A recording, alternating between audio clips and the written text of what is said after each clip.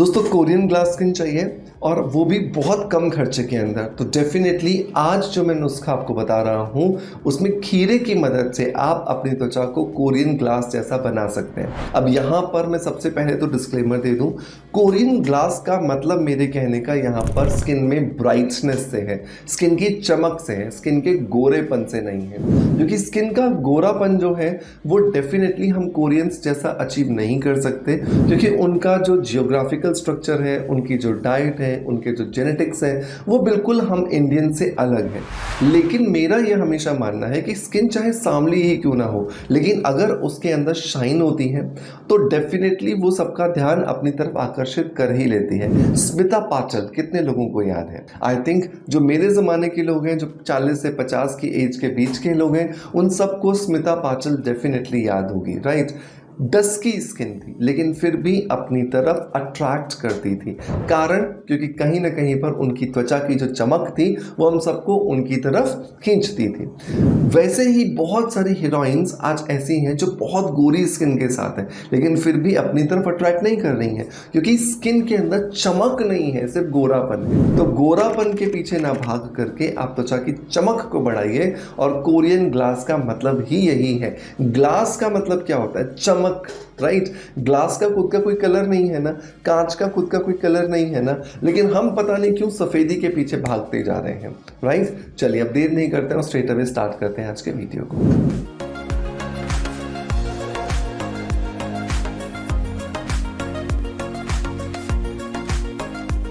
दोस्तों वीडियो की शुरुआत करेंगे हमेशा की तरह एक पॉजिटिव फीडबैक के साथ में, और आज का जो पॉजिटिव फीडबैक है ये मुझे मिला है यूट्यूब पर, और ये लिखा है निधि बिष्ट जी ने। निधि जी लिखती हैं कि yes, this shampoo magically works on my itchy scalp and reduces hair fall. Thank you so much Nidhi Bisht ji आपके पॉजिटिव फीडबैक के लिए, कि आपको मेरा बनाया हुआ स्किन अफेयर्स का हेयर रिचुअल शैम्पू बहुत ज़्यादा पसंद आया।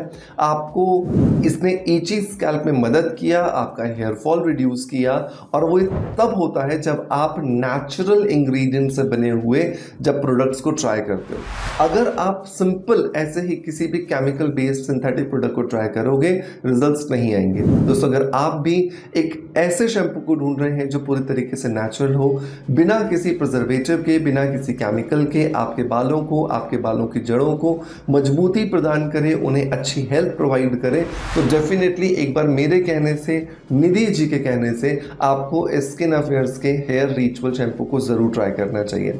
ये बहुत ज़्यादा सेफ है कि आप 2 दिन के बच्चे पर भी इस्तेमाल कर सकते हैं, और सबसे ज़्यादा इंपॉर्टेंट बात ये कि ये ना सिर्फ आपके बालों की जड़ों को ठीक करता है, ना सिर्फ हेयर फॉल ठीक करता है, बल्कि आपके बालों की क्वालिटी को भी इम्प्रोवाइज करने में आपकी मदद करता है। इसके लिए लिंक डिस्क्रिप्शन बॉक्स में दे दूंगा, और मेक श्योर अगर आप इंस्टाग्राम पर दिख रहे हैं तो सिर्फ लिंक लिख दीजिएगा, आपके डीएम में इसका लिंक ऑटोमेटिकली आ जाएगा। दोस्तों अब हम बना रहे हैं एक सीरम खीरे के रस से, और एक खीरे के रस से बना हुआ सीरम आप रोज रात को लगा करके सोओगे अपने साफ चेहरे पर, और कुछ हफ्ते के लगातार प्रयोग के बाद आप देखोगे कि ये आपकी त्वचा के अंदर एक मैजिकल रेमेडी की तरह काम कर रहा है, और आपकी त्वचा को जो कोरियन ग्लास लुक आप देना चाह रहे थे वो देने में आपकी मदद कर रहा है। इसे बनाओगे कैसे? तो एक मीडियम साइज का आपको खीरा लेना है, अच्छे से कद्दूकस करना है, और कद्दूकस करने के बाद इसका जूस निकाल लेना है। खीरे में ऐसा क्या होता है कि ये कोरियन ग्लास स्किन दे सकता है? तो खीरे के अंदर होता है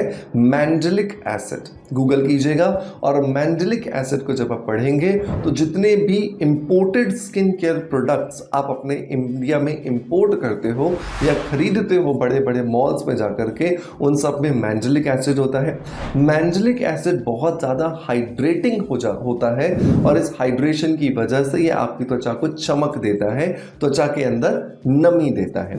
दूसरा मैंडेलिक एसिड का काम होता है कि ये आपकी त्वचा के अंदर जब हाइड्रेशन दे रहा होता है तो इसकी वजह से आपकी त्वचा में जो स्ट्रेस की वजह से डेप्रिसिएशन हो रहा होता है वो भी धीरे धीरे खत्म हो जाता है। अब जितना जूस आपने यहाँ पर लिया है खीरे का, बिल्कुल बराबर मात्रा में आपको यहाँ पर टमाटर का रस भी डालना है। अब टमाटर का रस बोल रहा हूँ मैं, टमाटर का पल्प नहीं बोल रहा हूँ, ये आपको बहुत ध्यान से समझना है। टमाटर का रस निकालने के लिए आपको क्या करना करना पड़ेगा एक मिक्सर में, टमाटर को बहुत अच्छे से ग्राइंड कर लेना है और बिल्कुल बारीक कपड़े के साथ या बिल्कुल बारीक जाली के साथ में उसको साफ कर छान लेना है, ताकि उसके अंदर जो फाइबर है, जो रेशा है वो, या जो पल्प है वो आपके इस जूस में ना आए। जितना फाइन आप इस टमाटर का जूस ले सकते हो उतना आपको लेना है। इसका सही तरीका एक और बता देता हूँ, और वो ये कि आप हाइब्रिड टमाटर की जगह पर देसी टमाटर यूज़ कीजिए, क्योंकि हाइब्रिड टमाटर में थोड़ा सा पल्पी पार्ट ज़्यादा होता है, जबकि देसी टमाटर में पल्पी पार्ट कम हो जाता है। इन दोनों चीज़ों को बराबर मात्रा में आपको मिला लेना है। अब सवाल आएगा टमाटर में क्या होता है। सो टमाटर में होता है लाइकोपिन एंजाइम, और ये लाइकोपिन एंजाइम आपको टमाटर की तरह ही लाल लाल स्किन बनाने में आपकी मदद करता है। लाल स्किन का मतलब यहाँ पे डैमेज स्किन नहीं है, लाल स्किन का मतलब आपकी स्किन के अंदर से जो चमक आपको दिखाई देती है, गुलाबियत जो नजर आती है उससे है। जैसे कश्मीरियों के चेहरे पे आप देखते हो, हिमाचली लोगों के चेहरे पर देखते हो, पहाड़ियों के चेहरे पर देखते हो, बिल्कुल वैसी वाली चमक की मैं यहाँ पर बात कर रहा हूँ। नंबर 3 जो इंग्रेडिएंट दोस्तों आपको यहाँ पर मिलाना है वो है 4 से 5 चम्मच एलोवेरा जेल। एलोवेरा जेल क्या करता है? सो एलोवेरा जेल जो है वो कूलिंग है, एलोवेरा जेल जो है वो कामिंग है, एलोवेरा जेल सूदिंग है। तो कूलिंग, कामिंग और सूदिंग प्रॉपर्टीज होने की वजह से एलोवेरा जेल आपकी त्वचा के अंदर कोई इरिटेशन क्रिएट किए बगैर आपकी त्वचा के अंदर एंटीऑक्सीडेंट प्रॉपर्टीज ले जाता है। अब सवाल आता है एंटीऑक्सीडेंट प्रॉपर्टीज क्या होते हैं? तो जैसे जैसे हमारी एज बढ़ती है या जैसे जैसे हमारे शरीर के अंदर बहुत सारी क्रियाएं, प्रक्रियाएं, प्रतिक्रियाएं चलती रहती हैं, इनकी वजह से त्वचा में फ्री रेडिकल्स बनते हैं, और इन फ्री रेडिकल्स की वजह से त्वचा पे बुढ़ापा आता है। तो इन फ्री रेडिकल्स को जो चीज़ कंट्रोल करती है उसको एंटीऑक्सीडेंट कहा जाता है, और ये एलोवेरा जेल में बहुत ज़्यादा होती है। सो एलोवेरा जेल को हमने यहाँ पर ऐड कर दिया। नंबर 4 जो इंग्रेडिएंट दोस्तों हमें यहाँ पर चाहिए वो है ग्रीन टी।